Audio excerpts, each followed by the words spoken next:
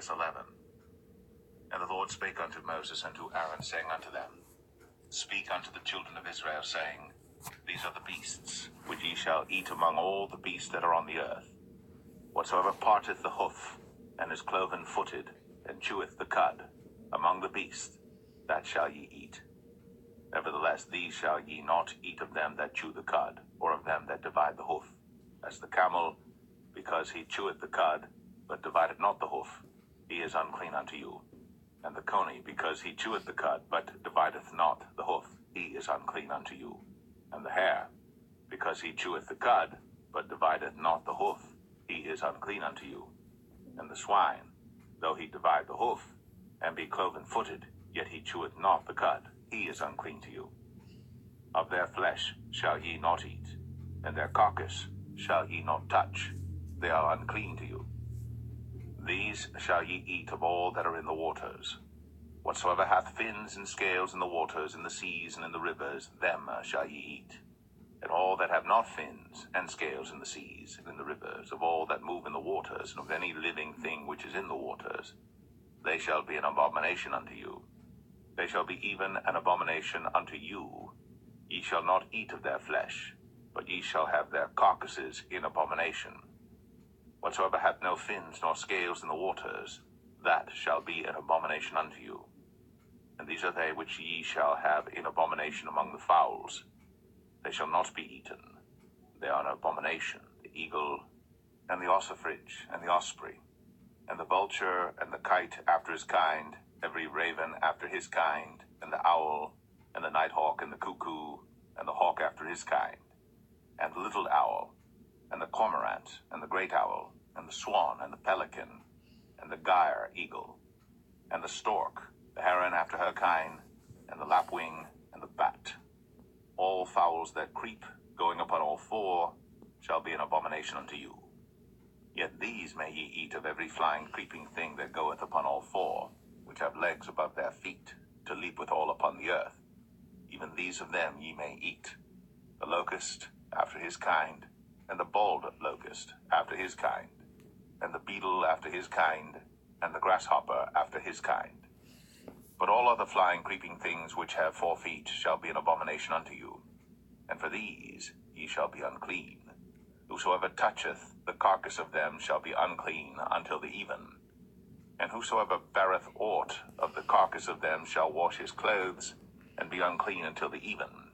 The carcasses of every beast which divideth the hoof, and is not cloven-footed, nor cheweth the cud, are unclean unto you. Every one that toucheth them shall be unclean. And whatsoever goeth upon his paws among all manner of beasts that go on all four, those are unclean unto you. Whoso toucheth their carcass shall be unclean until the even. And he that beareth the carcass of them shall wash his clothes, and be unclean until the even. They are unclean unto you. These also shall be unclean unto you among the creeping things that creep upon the earth: the weasel, and the mouse, and the tortoise after his kind, and the ferret, and the chameleon, and the lizard, and the snail, and the mole. These are unclean to you among all that creep. Whosoever doth touch them, when they be dead, shall be unclean until the even. And upon whatsoever any of them, when they are dead, doth fall, it shall be unclean, whether it be any vessel of wood, or raiment, or skin, or sack, whatsoever vessel it be, wherein any work is done, it must be put into water, and it shall be unclean until the even. So it shall be cleansed.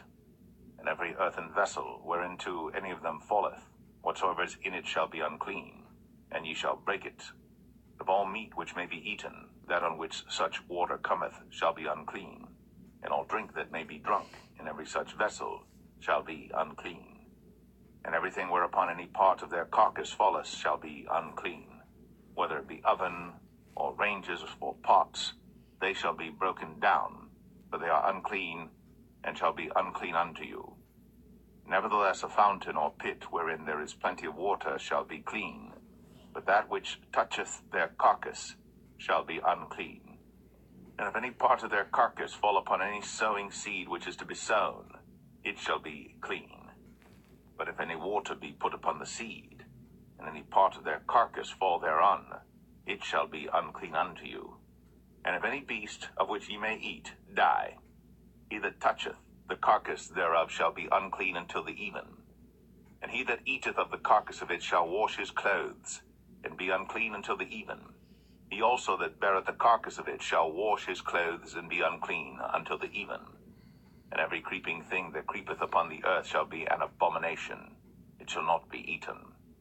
Whatsoever goeth upon the belly, and whatsoever goeth upon all four, or whatsoever hath more feet among all creeping things that creep upon the earth, them ye shall not eat, for they are an abomination. Ye shall not make yourselves abominable with any creeping thing that creepeth, neither shall ye make yourselves unclean with them, that ye should be defiled thereby. For I am the Lord your God. Ye shall therefore sanctify yourselves, and ye shall be holy, for I am holy.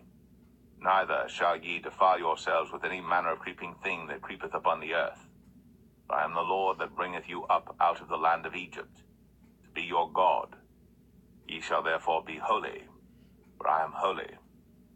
This is the law of the beasts, and of the fowl, and of every living creature that moveth in the waters, and of every creature that creepeth upon the earth, to make a difference between the unclean and the clean, and between the beast that may be eaten and the beast that may not be eaten.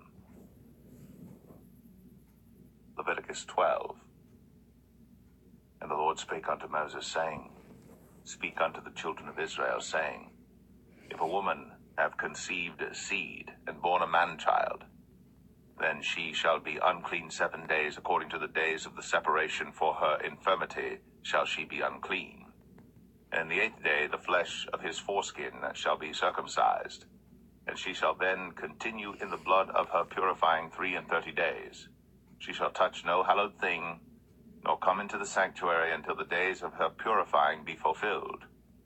And if she bear a maid child, then she shall be unclean 2 weeks, as in her separation, and she shall continue in the blood of her purifying 66 days.